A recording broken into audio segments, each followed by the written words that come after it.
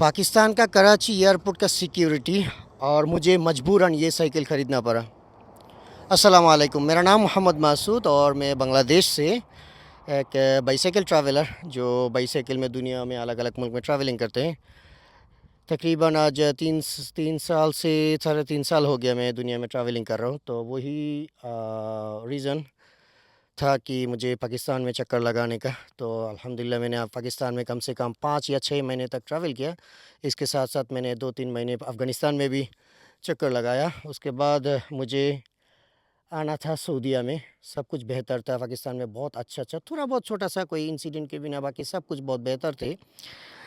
तो आखिरी टाइम पे मुझे बहुत बुरा एक्सपीरियंस हो गया। तो मैंने सोचा क्या काम करूँ, इसके ऊपर एक वीडियो बनाऊँ और इसका सब कुछ डिसीजन वगैरह वो पाकिस्तान का आवाम के ऊपर छोड़ देंगे मैं।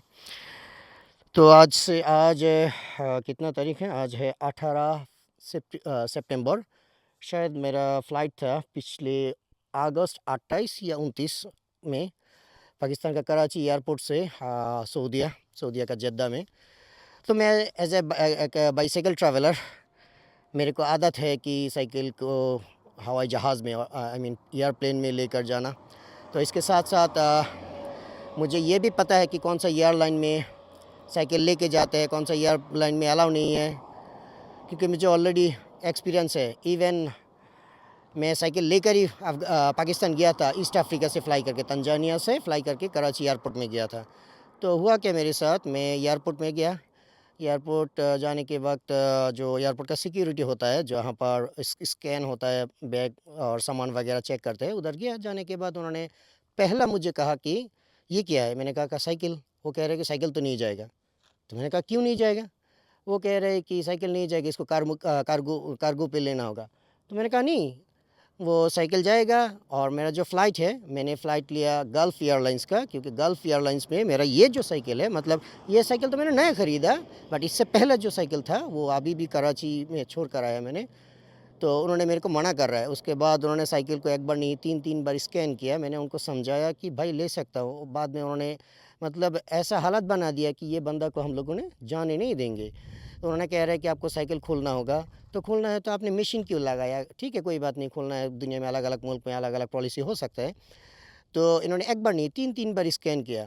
और अगर आपने कहेंगे कि मेरा कोई फ़ॉल्ट था, शायद आप लोगों के लिए फ़ॉल्ट है, बट मेरे लिए नहीं, क्योंकि मैंने जब पाकिस्तान आया था, मैंने तंजानिया का जो दार एस सलाम एयरपोर्ट है उधर गया था। मुझे बस 1 घंटा के करीब पहले मेरा डिपार्चर का 1 घंटे करीब पहले उन्होंने मेरा साइकिल स्कैन किया। उसके बाद उन्होंने मेरे को कहा कि इसके अंदर क्या है? मैंने कहा साइकिल। तो उन्होंने कहा कि अच्छा हम लोग को थोड़ा देखना है। मैंने कहा कोई बात नहीं। तो मैंने साइकिल को बॉक्स से बाहर किया। उसके बाद उन्होंने देखा, उन्होंने कहा खलास कोई बात नहीं। और इन्होंने क्या है ना, वो साइकिल का बॉक्स में वो खुद ही टेप लगा के उन्होंने कहा कि हैव ए सेफ ट्रैवल, कोई बात नहीं। तो अल्हम्दुलिल्लाह वो तो बेहतर था। तो कराची एयरपोर्ट में मैंने उनको समझाया कि देखिए मैं बांग्लादेश से आया और आपका पाकिस्तान मैंने ट्रैवल किया और खुद देखा, दुनिया को देखा as a YouTuber, as a content creator, as a traveller. But इन्होंने मेरे बात नहीं सुन रहे थे। उन्होंने कह रहे कि हम लोगों को इसको खुल देखना होगा, 4-5 घंटा लग जाएगा। तो मैंने कहा कि ये कैसे आपने खुल सकते हैं, क्योंकि ये तो मैकेनिक के बिना नहीं होगा। तो ये मेरा साइकिल मैंने नया अभी मैं सऊदी अरब में हूँ और ये वीडियो भी मैं सऊदी अरब में ही बना रहा हूँ। ये जो साइकिल आप देख रहे हो, ये मैंने सऊदीया का जद्दा शहर से मैंने ख़रीदा। मेरा जो अपना साइकिल था वो मुझे मजबूरन मुझे कराची में छोड़ कर आना पड़ा।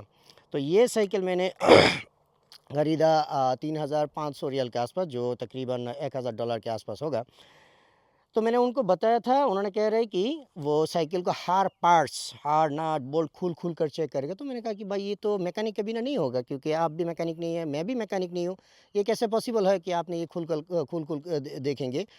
तो मैंने उनको बताया। ये जो मेरे कैमरे के पीछे मेरा जो दोस्त है उसका नाम है आलिफ महमूद। ये भी, इनके साथ भी एक थोड़ा सा मसला हो गया था, बट कोई बात नहीं, वो कोई टेंशन नहीं है। बट ये जब दूसरी बार गया था, पहला तो उसका फ़्लाइट कैंसिल हुआ, दूसरी बार जब गया था तब उन्होंने साइकिल को बॉक्स से बाहर करके थोड़ा बहुत देखा। उसके बाद कह रहे कि खास कोई बात नहीं, जाओ।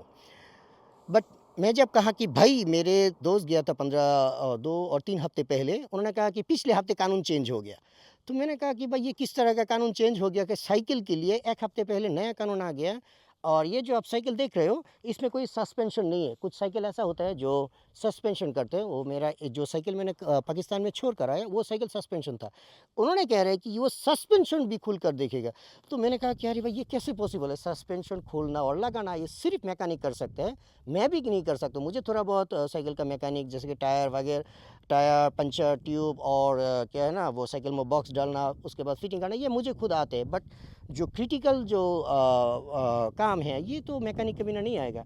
उसके बाद उन्होंने मेरे साथ ऐसे उंगलियां दिखा के बात कर रहे थे। वो मतलब मैं उर्दू में बात कर रहा था तो उन्होंने मेरे साथ इंग्लिश में बात कर रहे थे। ऐसा लग रहा है कि एयरपोर्ट पे नहीं गया, उनका कोई ख़ानदान का मतलब प्रॉपर्टी में मैं घुस गया, उधर जाके उन्होंने मेरे साथ उंगलियां दिखा के बात कर रहे हैं। ये किस तरह का बात है, ये किस तरह का कोई इंसानियत हो सकता है। उन्होंने कह रहे हैं कि आप जाओ जाओ जल्दी जाओ, जाके अपना टाइम ख़त्म हो रहा है, आपने जाओ बोर्डिंग पास ले लो। तो मैंने कहा कि भाई बोर्डिंग पास तो मैं ले लूँगा, बट मेरा साइकिल, वो कह रहे साइकिल नहीं जाएगा। तो मैंने कहा ये कैसी बात हो गया कि मेरा $500-700 का साइकिल और आपने मेरे को कह रहे हैं कि ये साइकिल मुझे छोड़ कर जाना होगा। ये कैसी बात हो सकती है। मेरा $200-250 व $270 का फ़्लाइट है। इसके लिए मैंने देखिए साइकिल होता है, बट कुछ साइकिल ऐसा भी होता है कि जो साइकिल में आपका आदत बन जाता है, जो जिसमें आप कंफर्टेबल फील करते हो, वो मेरा वो साइकिल था। उसके बाद मैंने मतलब मुझे ऐसा हालत हो गया था, मुझे रोना आ गया था। मैंने उनको बहुत अच्छे से समझाया, कौन सुनता है किसका बात, मतलब इनके पास इनका बिहेवियर ऐसा लग रहा है मैं कोई इंसान नहीं है, जानवर है, कुत्ता की तरह बात कर रहे थे। मतलब इंसानियत के नाम पे कोई चीज़ है इनके पास, पता नहीं है। उसके बाद जाके मुझे इतना बुरा लगा, मुझे बस आँखों से पानी रुक गया था। बाकी हालत मुझे ऐसा इतना गिल्टी फील हो रही थी कि पाकिस्तान में मैंने आया, इतना अच्छा मतलब एक्सपीरियंस थे, आवाम ने कितना अच्छा मोहब्बत दिया, हॉस्पिटैलिटी थे। इसके साथ साथ बांग्लादेश और पाकिस्तान के दरमियान जो लोगों के अंदर एक मतलब मोहब्बत, वो डेली इंक्रीज़ हो रहे थे। बट जब मेरे साथ एक कराची एयरपोर्ट में ऐसा हालत हुआ था ना, तो मतलब मेरा जो ये पूरा ट्रिप था ना, ये ट्रिप पूरा मतलब तबाह हो गया। उसके बाद जाके मैंने बस कराची एयरपोर्ट से आ गया। आके मुझे इतना बुरा लगा, कुछ भाई ने कहा, मैंने कुछ पाकिस्तान में कुछ बंदा के साथ कांटेक्ट किया तो उन्होंने उन्होंने भी बहुत शर्मिंदा और गिल्टी फील किया। आई एम सॉरी, मुझे एसी से पूरा क्या है ना कॉफ़ हो गया सऊदीया में। तो ये था मेरे साथ पिछले 10-12 दिन पहले का बात है। 10-12 दिन है, ऑलरेडी 2 हफ्ते से ज़्यादा हो गया शायद। तो बस यही कहानी और यही स्टोरी था मेरा कराची एयरपोर्ट का एक्सपीरियंस। बाद में मैंने कहा एयरपोर्ट फ़्लाइट तो कैंसिल ही हो गया मेरा, पूरा लॉस। उसके साथ-साथ मैंने साइकिल को किसी और के पास छोड़कर आ गया। आके मैंने ये साइकिल मुझे सिर्फ़ कराची एयरपोर्ट का ये बिहेवियर के लिए मुझे ये साइकिल मुझे मजबूरन मुझे $1000 का खर्चा बस हो गया। अभी भी मेरा साइकिल कराची में ही है।